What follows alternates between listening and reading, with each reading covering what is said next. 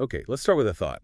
Imagine a world, right, where history isn't fixed. It gets rewritten like every single day. And we're thinking the wrong thing. An unapproved thought could literally be a crime punishable by death. Exactly. And overseeing it all is this shadowy figure, Big Brother, watching everything you do. Yeah, it's a pretty chilling picture. It really is. Welcome, everyone. We're doing a deep dive today into George Orwell's novel, 1984. It's incredibly unsettling, but also, well, very important. Absolutely. And our mission today, using our source, 1984, Orwell's dystopian vision unveiled, is really to cut through some of the noise. Yeah, pull out the key stuff, the essential takeaways, and understand why this book, written decades ago, still feels so relevant. Definitely. To really get why Orwell wrote this, you have to understand the time it came from. I mean, the historical context is just vital. Right. When was it exactly? Came out right after World War II. And you have to think about that atmosphere. There was this huge anxiety about the rise of these powerful totalitarian states. Like Stalin's Russia, Hitler's Germany. Precisely. Those were very real examples. And then, the Cold War was just starting to cast its shadow. This idea of ideological conflict, mass surveillance, it was all brewing. So Orwell wasn't just inventing things out of thin air. He was looking at the world around him. He was absolutely reflecting, maybe even amplifying, the authoritarian trends he saw emerging, holding up a mirror in a way. Okay, that context really helps frame it. So with that unsettling background, let's actually step into the world he created, Oceania. Yeah, this giant, oppressive superstate. And we mainly experience it through the eyes of one character, right? Winston Smith. That's right. We follow Winston, this sort of mid-level party member, as he tries to navigate this world. Under the party's total control, with Big Brother and those telescreens everywhere, always watching. It's a bleak existence designed to crush individuality. Even your thoughts aren't safe. And Winston isn't entirely alone in his feelings of dissent, is he? Right. There are other key figures. Right. Within this system, we meet others crucial to his story. There's Winston himself, obviously, clinging to this idea of truth, of a different past. And then there's Julia. She seems quite different from Winston. Very different. Julia is more practical, maybe. Her rebellion is more personal, physical, breaking the rules for her own satisfaction, not necessarily grand ideology. Okay, and then there's O'Brien. He's complicated. Oh, absolutely. O'Brien is maybe the most chilling figure. He initially seems like he might be an ally, someone else who secretly hates the party. Like a kindred spirit for Winston. Exactly. But ultimately, well, he represents the party's most terrifying aspect. Yeah. Its ability to get inside your head. He's the instrument of psychological destruction. Yeah. And towering over everyone, symbolically at least, is Big Brother. The face on all the posters, the name everyone invokes, but is he even real? It almost doesn't matter. He represents the party's omniscience. And his supposed enemy, Emmanuel Goldstein. Right, the official traitor, the focus of the 2 minutes hate.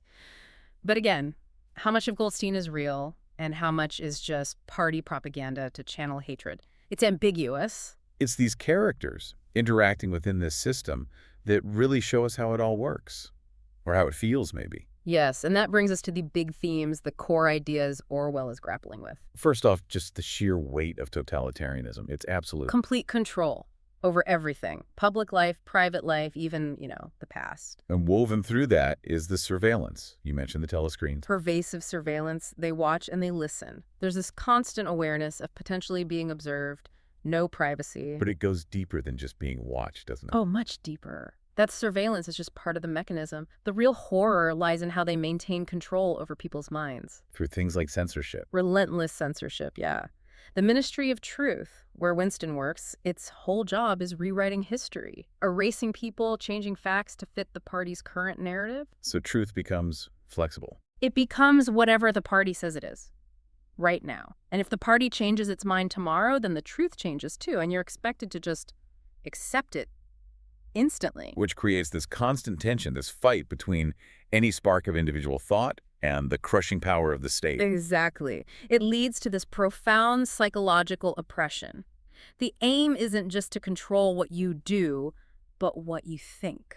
And that's where Orwell's language becomes so important. He didn't just tell the story. He invented terms to explain these concepts. Absolutely. His linguistic inventions are brilliant. Take Newspeak.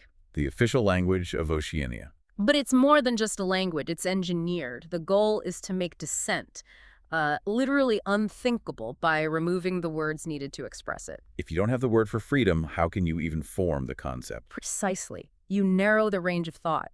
It's linguistic control as a tool of political control. And newspeak is tied into doublethink, isn't it? Directly, doublethink is, well, it's maybe the most famous concept. It's the ability to hold two completely contradictory ideas in your mind at the same time and believe both of them. Like knowing something is a lie, but also believing the lie. Yes. Knowing the party changed history yesterday, but also believing the new history is the only history that ever existed, and accepting that contradiction without any mental friction. It's a kind of induced schizophrenia. Wow. And the ultimate crime then isn't just speaking out. It's thought crime, just thinking the wrong thing. Even if you never say it, never do anything, the thought police are there to root it out. These aren't just plot devices, they're like deep psychological insight. They really are. Orwell is dissecting the psychology of conformity, of how power can warp reality itself. It really shows how far the party is willing to go. Not just controlling your body, but your mind, your memory, your reality. Total control. That's the goal. So as we sort of start to wrap this up, it's just incredibly clear why 1984 hasn't faded away. Not at all. These conversations, it sparks about privacy, about freedom, about how political power works. They're, if anything, more urgent now. We've touched on quite a bit here, the world, the characters, the big ideas. Yeah, we've explored these layers. It's a warning, definitely. But it's also this really deep meditation on, well, how fragile truth and freedom can be. From Big Brother's eye, always watching. To the mental gymnastics of doublethink. Orwell just nails how these systems try to control not just behavior, but thought itself, your inner world. And that's why it's not just some, historical curiosity from the 1940s. Absolutely not. The core issue's privacy in an age of, well, constant data collection. The fight over what's true in a world saturated with information and misinformation. That balance between individual rights and state authority, these are our issues right now. So understanding 1984 gives you, the listener, a kind of toolkit, doesn't it? Yeah. A sharper way to see the forces at play around us every day. I think so. It offers a critical lens. Okay, so to leave you with something to think about, building on all this, Considering everything we've discussed from 1984, maybe ask yourself this. In our world, with so much information, so much connection, what's the most subtle kind of truth manipulation we face today?